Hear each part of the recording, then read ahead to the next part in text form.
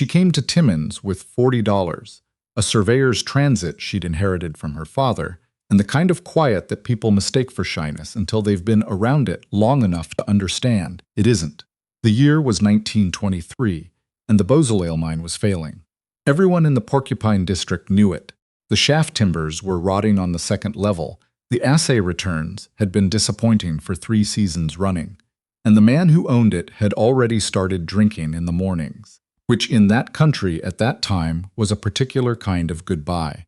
What nobody knew was that a woman named Sylvie Marchand had just stepped off the Canadian National train with eyes that read ground the way other people read newsprint, and that she was about to look at a piece of exhausted rock and see something that had been there all along. If this story stays with you, I'd ask you to leave a comment and tell me where you're watching from. I want to know how far a story like this can travel. The advertisement was tacked to the board outside the land registry office. 7 words. Experienced surveyor needed, Beausoleil operation, apply within. Sylvie read it twice, folded her coat collar against the October wind coming off the Matagami, and went inside. She was 31 years old. She had done survey work in 3 provinces. She had spent the better part of 2 years trying to put distance between herself and the crew she'd been working with in northern Manitoba, not because anything dramatic had happened, but because nothing had, and she'd reached a point where nothing felt like a slow form of damage. She was not a woman given to romantic notions about fresh starts. She was a woman who understood that a transit and a steady eye were portable, and that they went where she took them. The man behind the desk at the Beausoleil office was not the owner. His name was Aldous Pringle, and he was the kind of office manager who had achieved his position by outlasting better candidates. He looked at Sylvie with the particular expression of a man who had expected someone different and was deciding how to handle the disappointment. She laid her credentials on the desk without being asked. Provincial Surveyor's Certificate, Manitoba. Reference letters from 2 separate operations. A letter from the chief engineer at the Dome mine, whom she'd assisted on a boundary dispute the previous spring. Pringle picked up the Dome letter and read it with the deliberate slowness of a man performing carefulness. The owner's looking for someone who can re-examine the second level before we decide on the next advance, he said. The geology's been confused. The vein's doing something nobody expected. What's it doing? Pringle looked at her, turning. Which direction? A pause. That's what we need someone to determine. She told him her rate. He told her it was more than they'd budgeted. She told him that was his problem to solve, not hers. He said he'd need to speak to the owner. She said she'd be at the hotel on Cedar Street until noon the following day. And if he hadn't sent word by then, she'd be on the afternoon train to Cobalt.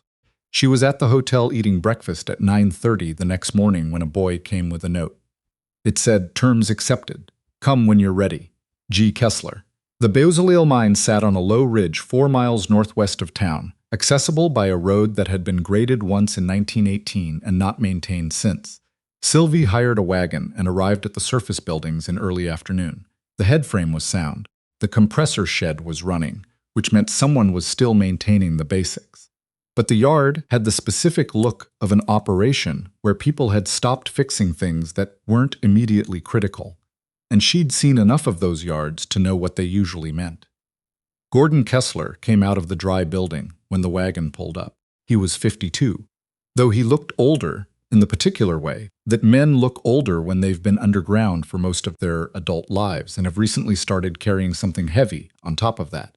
He was lean, dark-haired, going gray, and he moved carefully, the way men move when their knees have been given more work than they were built for. He had the hands of someone who had not always been the owner. He looked at her without particular surprise. Either Pringle had told him, or he'd decided not to be surprised. Miss Marchand. Mr. Kessler, you've worked underground before. I've surveyed in 6 operations, 3 of them producing. He was quiet for a moment. Behind him, the compressor ran its steady rhythm. The second level is dry right now. I can take you down this afternoon if you want to see it. I want to see your assay records first. He looked at her steadily. All of them? Going back as far as you have them. He turned without another word and led her toward the office. The records were in better shape than she'd expected. Kessler kept his own books. She could see that immediately. The handwriting was the same throughout, careful and consistent, unlike the patchy record-keeping of operations that had turned over several managers. He sat across the desk while she went through them and did not speak, which she appreciated. She read for an hour. Then she pulled 3 different reports and laid them side by side. "Your father opened this operation," she said. It wasn't a question. The records went back to 1904, and the earliest entries had a different quality to them, more observational, more patient, before shifting to something more transactional around 1916. Kessler was quiet for a moment. "He did. I took it over when he died. He was tracking something in the East Drift. He was always tracking something. He kept his own notes separate from the official records. I have them, but they're—" He stopped. "I never made much sense of them." She looked up. "Can I see them?" He opened the bottom drawer of a filing cabinet behind him and set a cloth-covered journal on the desk. The cover was worn at the corners, the kind of wear that came from being handled often. He had opened it many times. He just hadn't known what he was reading. She opened it carefully. The entries were dense and technical, written in a mix of English and what she recognized as Quebecois shorthand for geological notation, the kind that had been standard among older survey men who'd learned their craft before the professional bodies had standardized terminology. She read for a long time without speaking. "Your father was tracking a secondary vein," she said finally. "Not the main structure you've been following. He thought there was a contact zone somewhere east of the second level, where the syenite meets an older intrusion. He kept flagging it in different entries, but he never drilled it. Why not? Because he couldn't afford to follow every theory he had. Operations don't work that way." She looked at the journal again, but he kept noting the same indicators: the pyrite association, the wall rock alteration, the way certain drill intersections were coming back different from what they should have been if the main vein was the only structure. Kessler sat very still. "And you think he was right? I think someone should have looked at this seriously before now." She closed the journal. "I want to go underground."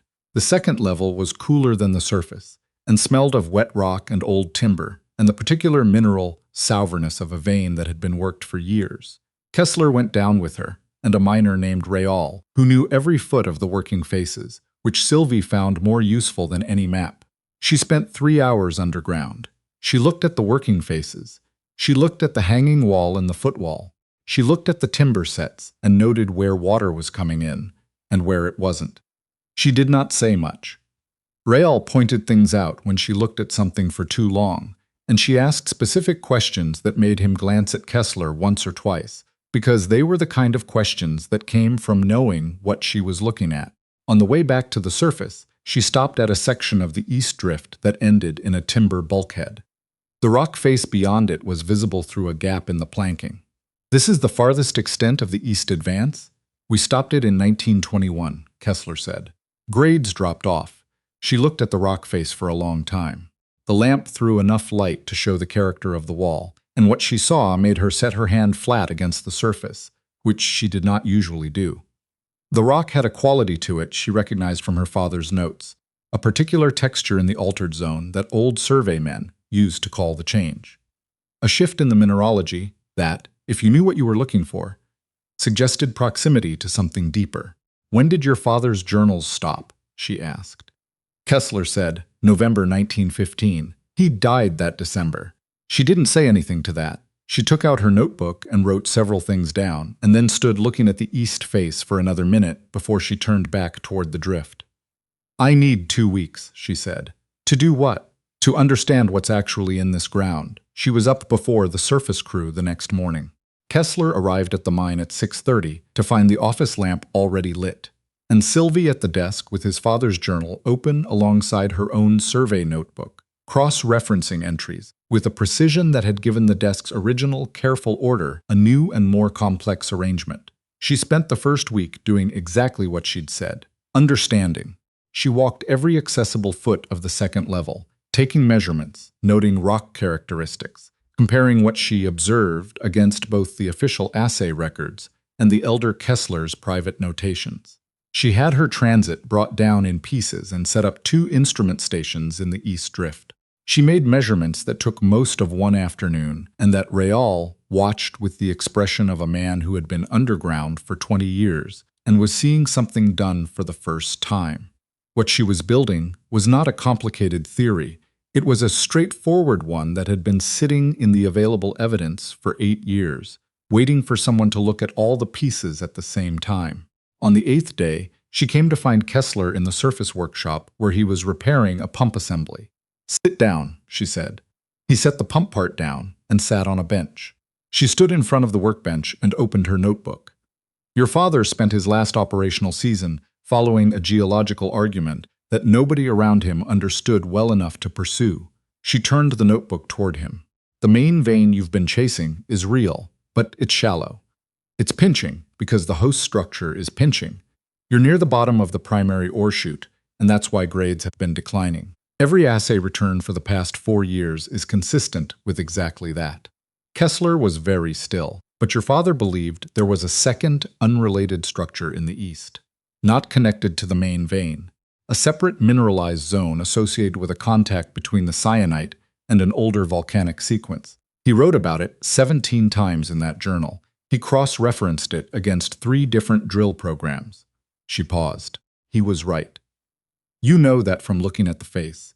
I know it from the alteration pattern, the fracture orientation, and the fact that 2 of your old drill holes clipped something anomalous that was recorded in the assays but never followed up. It looked like contamination at the time, and nobody questioned the interpretation." She pointed to a line in her notebook. "Your father questioned it. He wrote it down, and then he died, and nobody read what he wrote." Kessler looked at the notebook. He looked at the measurements she'd made, the cross-sections she'd drawn in her careful, precise hand. "Where is it?" he asked. "East and down, below the existing workings, probably 20 to 30 feet below the present second-level floor in the east drift." She closed the notebook. "You need 1 diamond drill hole, maybe 2. If I'm right, if your father was right, you're not at the bottom of this mine. You're at the beginning of a different part of it." He was quiet for a long time. "What if you're wrong? Then you've spent the cost of 1 drill program, and you know definitively that this part of the ground is finished." She looked at him evenly. "You're going to know that either way before long. At least this way you'll know it for certain." That night, she sat in the office after he'd gone to the house on the ridge above the mine, and she read the elder Kessler's journal from the beginning. She read it the way she read ground, not for individual facts, but for the argument underneath the facts, for what the man had been trying to say through his accumulation of careful observations. He had been systematic. He had been patient. He had been watching the same indicators for 11 years before he finally wrote, in November 1915, in handwriting that was slightly less steady than his earlier entries. "I believe the contact is within reach. Spring will tell. He had not lived to see spring." She set the journal down and looked out the window at the head frame, standing against the northern sky, its running lights blinking in the cold. There was a man named Clifton Hare who appeared at the Beausoleil property on the 12th day of Sylvie's time there. He arrived in a motor car with a driver, which in the Porcupine in 1923 was still a statement. Hare was the principal of a syndicate that controlled 3 producing properties in the district and had acquired 2 more failing operations in the past year at prices that, as she understood it, had seemed generous only until you understood what the syndicate intended to do with the ground. He was 60 years old, gray-suited, and had the easy manner of a man who had been successful long enough that other people's hesitation registered to him mainly as an opportunity. He found Kessler in the yard and shook his hand with the warmth of an old acquaintance, which apparently he was. Sylvie was coming out of the dry building when they were talking, and she stopped to observe, not intrusively, just with her eyes open, which was a habit. Hare noticed her eventually. "Didn't know you had a surveyor on site. Brought her in to look at the second level," Kessler said. Hare looked at Sylvie with the expression of a man who was recategorizing information. "The Beausoleil's getting an overhaul. We're doing some technical work. Good thinking. Smart time to do it, before." Hare paused and shifted direction gracefully. "Before committing to the next season's program." He looked around the yard with the evaluating eyes of a man who priced things automatically and pleasantly. "Gordon, I want you to know the offer I mentioned last spring is still on the table. The syndicate is still interested. It's a fair number, and it wouldn't leave you." "I'm not looking to sell, Clifton." Hare smiled. "Nobody ever is, until the timing gets difficult. I understand that. I just want the offer to stay open." Sylvie spoke from where she was standing. Mr. Hare, the syndicate's other porcupine acquisitions, how much of the ground have they drilled since you took them over? Hare looked at her with the expression of a man who hadn't expected a question from that direction. We assess each property individually. And the Thir ground? The Fournier shaft? A pause. Those are early-stage evaluations. They've been sitting for 14 months. She said it without accusation, as a statement of fact the way you'd note a weather reading. You acquire and hold. Hare's smile remained in place, but something behind it shifted. Miss Marchand, these are business considerations that a property owner understands in context. Of course, she said. She looked at the head frame. Thank you for stopping by. After he left, Kessler found her in the office. You know his operations? I surveyed the Fournier shaft perimeter 2 years ago. There's nothing wrong with that ground. He hasn't drilled it because he's waiting for metal prices to move, and he needs the controlling interest in the surface rights for the full value of the water license to come into play. She looked at the map on the desk. He doesn't want your mine, Gordon. He wants the 50-acre parcel on your east boundary because it controls the drainage basin for his Fournier property. Kessler stared at her. His offer's fair for the mine as currently valued. It's a fraction of what the parcel would be worth to him if he controls both properties. She picked up her pencil. Don't sell anything until I finish what I started. She told him this on a Friday. On the following Thursday, she called him back into the office. She had 4 sheets of draft paper pinned to the wall, covered in cross-sections, measurements, and the kind of geological argument that was dry to look at and devastating to read if you understood what it meant. The contact zone is real, she said. I'm as certain as survey work can make me without a drill in the ground. Your father's 17 entries in that journal describe it from 11 different observation points, spread across 8 years. I've located 12 of those points in the existing workings, and I've confirmed his observations at 10 of them. She touched one of the cross-sections. The contact runs approximately northeast, which means it gets closer to the east drift as you go down. At 25 feet below the current second-level floor, my best calculation puts you within 30 feet lateral distance of the contact. Kessler stopped. That's very close. 1 drill hole, angled northeast at 15 degrees below horizontal from a collar in the east drift face. 200 feet of drilling, possibly less. She looked at him steadily. If the mineralization at the contact is what your father believed it was, you're not looking at a secondary vein. You're looking at a new ore body. He sat down. He didn't say anything for a moment. How much does a drill program cost? For what I'm describing, $300 to $400, maybe $500 with mobilization from Timmins. And if you're wrong, then Hare's offer is still on the table and you know where you stand. He looked at the cross-sections. He looked at the measurements she'd made in his father's mine, following his father's argument through rock and years to this moment. My father spent 30 years in this ground, he said. He started with nothing, and he built something. I've been watching it slow down for 5 years, and I didn't know what to do about it. You kept it running, Sylvie said. He looked at her. You maintained the equipment. You kept the crew on as long as you could. You didn't strip the salvageable assets and walk away. She paused. There's a difference between losing something and not knowing how to save it. The second is a solvable problem. He was quiet with that for a moment. I'll order the drill. The drilling contractor came up from Timmins with a trailer rig that Real helped maneuver down the second level on a Thursday in November, which was cold work and required more hours than anyone planned. Sylvie supervised the collar setup personally, which meant she was underground at 7 in the morning on a day when the temperature on surface was 18 below and falling. Hare sent a man by while the contractor was mobilizing, nominally to ask about road access, but Kessler told Sylvie about it afterward, and she noted it without particular surprise. Hare was attentive. That was consistent with what she knew about him. The first drill run went 40 feet into what the core showed was barren syenite, which was expected. The second run showed increasing alteration.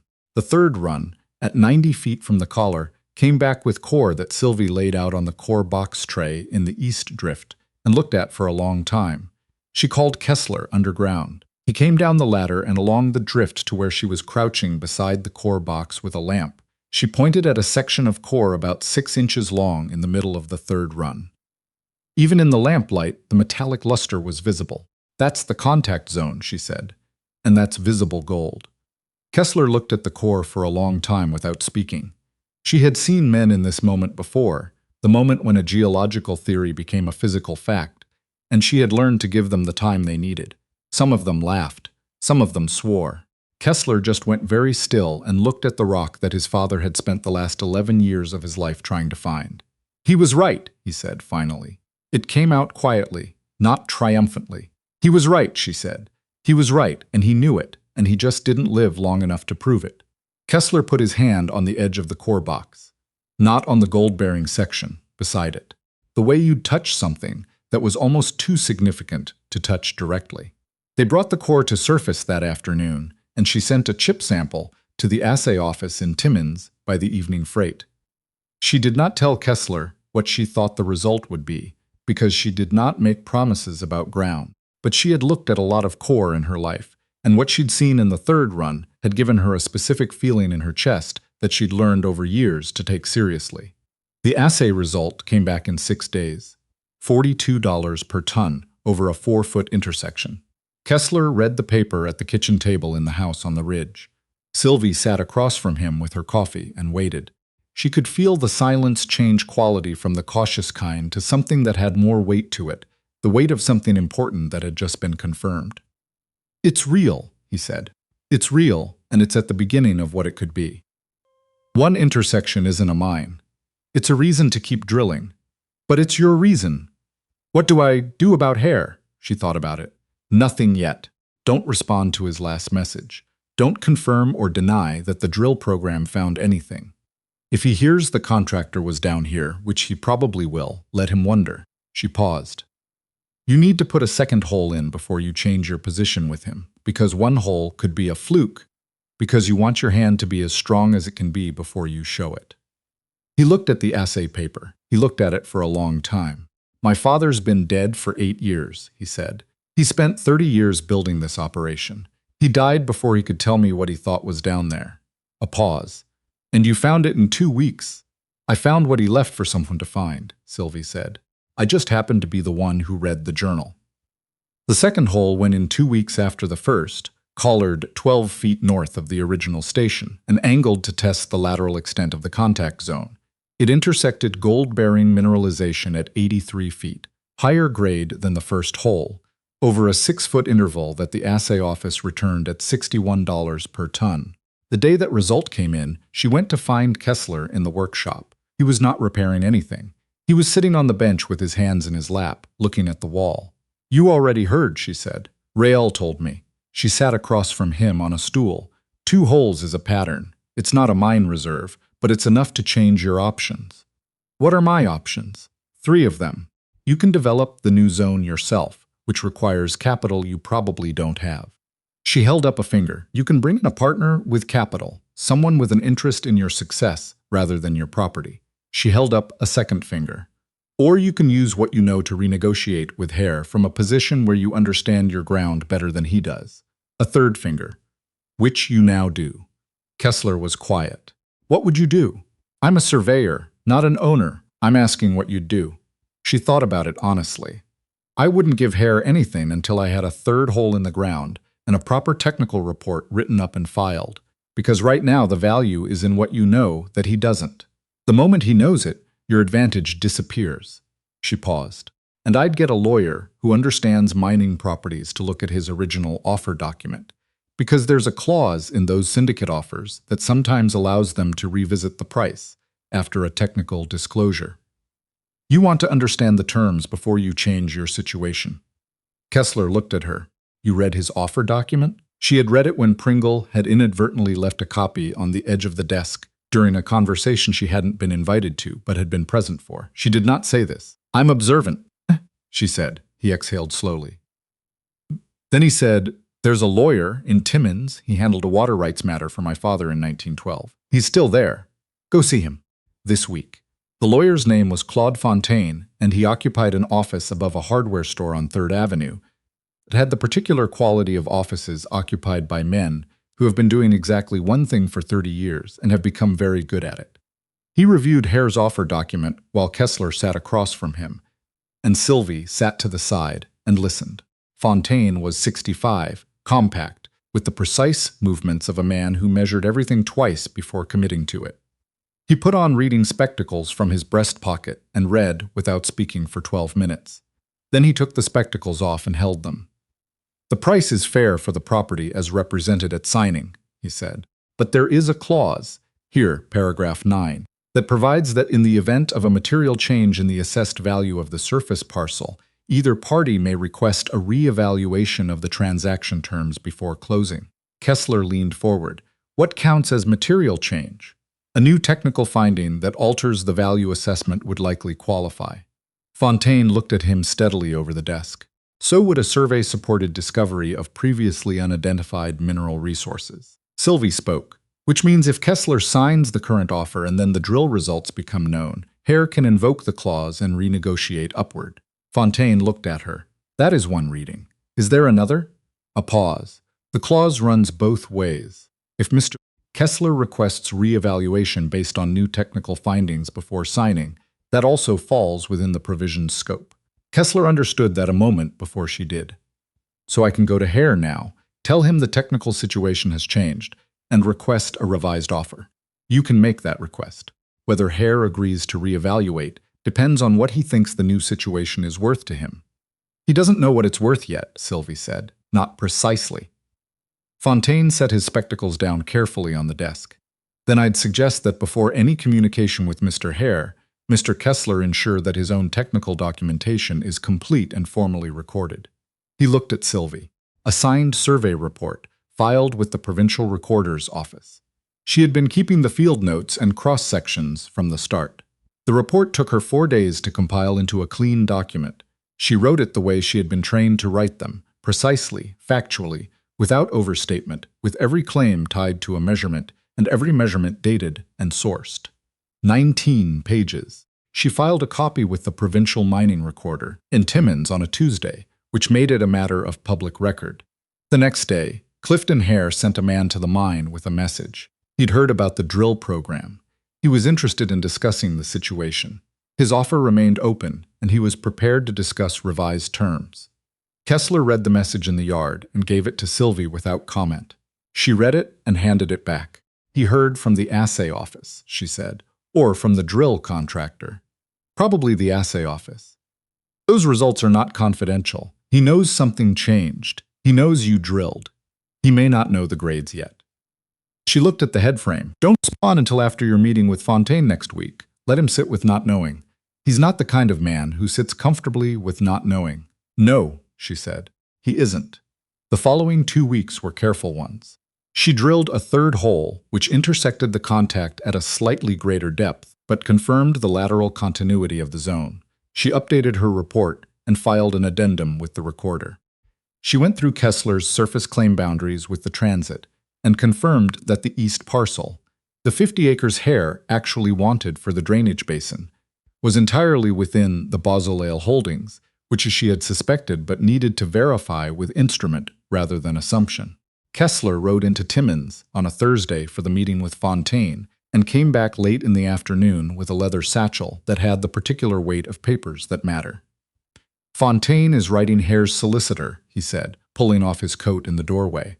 "He's invoking the re-evaluation clause. He's telling them the technical situation has changed materially and we're requesting a revised offer reflecting current findings." "How long does Thir have to respond?" 30 days under the clause. But Fontaine expects to hear from them sooner. He set the satchel on the kitchen table and sat down.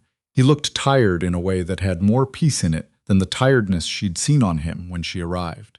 "Thir's solicitor is going to ask for a copy of our technical documentation." "Good, let them see it." She sat across from him. "The documentation is solid. Every number is defensible. The interpretations are conservative." He looked at her. "You wrote it that way on purpose." "I always write conservative. If you overstate and it turns out you were wrong about something secondary, it casts doubt on everything else.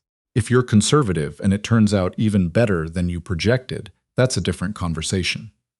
He was quiet for a moment. "Thir is going to be angry when he understands the situation. Thir is going to be someone who made a business calculation that didn't work out the way he planned," she said. "That's not anger. That's the cost of not doing his own technical work. before he made his offer. Kessler looked out the window toward the headframe. The November light was already going by 4 in the afternoon, and the mine's running lights had come on, blinking in their patient rhythm. "My father bought this property in 1903, he said. "He worked it for 12 years and never made what most people would call a success of it. He made enough to keep going, and he kept going." He paused. "I used to think that was just stubbornness. What do you think now?" "I think he knew something was there. Not exactly what or where, but he knew the ground wasn't finished. He picked up his coffee cup, found it empty, set it back down. He just couldn't find the way to pass that on to me. I didn't know what questions to ask, and he didn't know how to explain what he was looking for." Sylvie was quiet for a moment. She thought about the journal. She thought about 17 entries spread across 11 years, each one circling the same geological argument from a slightly different angle, each one careful and specific and completely opaque unless you already spoke the language. "The knowledge was in his observations," she said. "He recorded every indicator he found. He just couldn't connect the observations into the argument for someone who didn't already see what he saw. And you could. I've been reading that kind of record since I was 14. My father used to make me transcribe his field notes." She paused. "I didn't think of it as training at the time." Kessler looked at her with the expression of someone making a new and slightly uncomfortable connection. "Where is your father now?" "He died in 1918. Influenza." She said it simply. She had been saying it simply for 5 years, and the simplicity had become genuine. "He left me his transit and about $40, and the education that made both of them useful." Kessler didn't say anything to that for a moment. He nodded once, slowly, which was enough. Hare's solicitor requested the technical documentation on the Monday following Fontaine's letter. Fontaine provided it on the Wednesday. By the Friday, they had a response. Hare would agree to a re-evaluation meeting in the new year. The new year came with a cold that settled over the Porcupine in early January and didn't move for 3 weeks. The meeting with Hare took place on a Tuesday in Fontaine's office, and Hare arrived with his own solicitor and a junior engineer from one of his other properties, which told Sylvie that he had read the documentation carefully and was taking the new technical situation seriously. She sat to the side of the table again, as she had in Fontaine's office in the fall. Kessler had asked her to be present. She had said she would be there to answer technical questions, and that the business negotiation was his. Hare sat across from Kessler and looked at him with the expression of a man who had reassessed the situation and was not unpleasantly surprised, just recalibrated. "The technical work here is thorough," he said. He looked at Sylvie briefly. "Better than I expected from a property at this stage. It's thorough because the ground supports thoroughness," she said. The junior engineer wanted to ask her about the third hole's intersection. She answered his questions directly and completely and did not add anything beyond what he asked. Hare watched this exchange with the expression of a man updating several calculations at once. The revised offer came 3 days later, in writing through Fontaine, $38,000 for the mine property, surface rights, and all mineral claims, with a provision for Kessler to receive a 2% net smelter return on production from the new zone. Kessler brought the offer to her in the office that evening. "It's a significant increase," he said. "Yes, but it's still a sale." "Yes." She looked at the offer document. "The NSR retention is unusual. That's Hare acknowledging that this could be bigger than either of you can fully value right now." He was quiet for a moment. "What would you do?" She thought about it honestly, the way she tried to think about most things. "I don't know your situation well enough to tell you what to do. I know the geology. I know the 2% NSR could be worth considerably more than the premium he's put on the purchase price, if the zone develops the way I think it can." She paused. "I also know that developing it yourself requires capital and time and management capacity that you may or may not have." "I don't have the capital," Kessler said. It came out flat and without drama. He had clearly already looked at this from all sides. "I can keep this mine running for another season, maybe 2, on what I have. Developing a new ore body is different. Then you're not really choosing between selling and not selling," she said. "You're choosing between selling now and selling later, and the question is whether later adds more than it costs." He looked at the offer document for a long time. "If I sell," he said, "what happens to the records?" She looked at him. "My father's journal, the cross-sections you made, the field notes." He looked at the wall where she'd pinned her draft sheets. Does any of that go with the property? She thought about that. You should specify in the sale agreement that personal papers and research materials are excluded from the transfer. Fontaine can add that, and then what? They sit in a box somewhere? They go to the Provincial Mining Archive in Toronto, she said. Your father's observations on that contact zone are going to be relevant to any future operator, and they deserve to be preserved somewhere that a future surveyor can find them. She paused. The same way I found what I needed in that drawer. Kessler sat back in the chair. He was quiet for a long time. A mine ran outside the window, the compressor sounding its steady note in the winter night, the headframe lights blinking against the January dark. He would have found it strange, Kessler said finally. My father. That it was a woman who read his work and understood it. Maybe, Sylvie said. He might have come around to it. He came around to most things eventually. Kessler looked at the offer document again. He just needed to see the evidence. She did not argue with that, because it was probably true. Kessler signed the revised offer in February, with the personal papers clause included and the NSR provision intact. Fontaine witnessed the signing. Sylvie was not in the office that day. She was underground, running final measurements in the East Drift for a survey closeout report she'd promised to complete before the property transferred. She came up at 4 in the afternoon to find Kessler in the dry building with a cup of tea and an expression that was working through several things at once. It's done, he said. Yes. She set her transit bag down and pulled off her overmitts. Fontaine filed the papers this afternoon. He looked at his tea. The archives request goes to Toronto next week. Fontaine is handling that too. She nodded. She had written the cover letter herself, addressed to the Provincial Geological Survey Library, explaining the nature and significance of the elder Kessler's field journal and attaching her own survey report as context. She had written it the way she wrote technical documents, precisely, without sentimentality, with every claim grounded in evidence. She had also written it the way she wrote almost nothing else, with a particular attention to making it readable to someone who might find it in 20 years with no prior knowledge of the Beausoleil mine, or the man who had spent 30 years trying to understand its ground. You're leaving, Kessler said. It wasn't a question. The survey work is finished. She pulled on her coat. I have a standing inquiry from a property in Kirkland Lake. I told them I'd have an answer by March. He looked at her. I want to make you a different kind of offer before you go. She waited. Not wages, he said. Something else. He set down the tea and stood. The sale gives me capital I haven't had in a long time. The NSR will produce something over the years, depending on what Hare finds down there. And I've spent the last 3 months watching you look at a piece of ground that I'd been looking at for 5 years without seeing what you saw. And I want to. He stopped. I want to ask if you'd consider a partnership arrangement on the next property, whatever it is, wherever it is.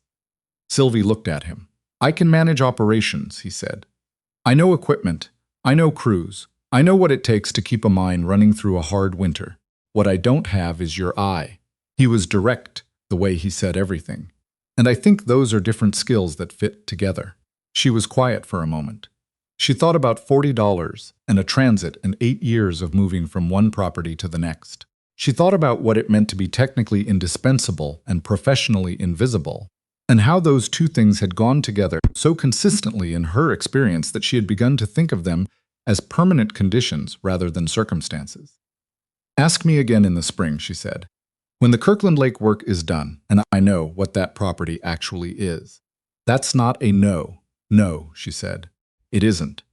She left Timmins on the first week of March on the Canadian National, northbound, with her transit in its case and her field notebooks from the Beausoleil survey in her bag.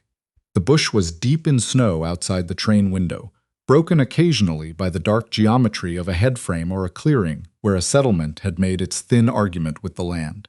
She thought about the elder Kessler's journal, boxed now and on its way to Toronto, to a shelf in a building where a person who understood what they were reading might find it in a decade or a century and understand what the man had been trying to say.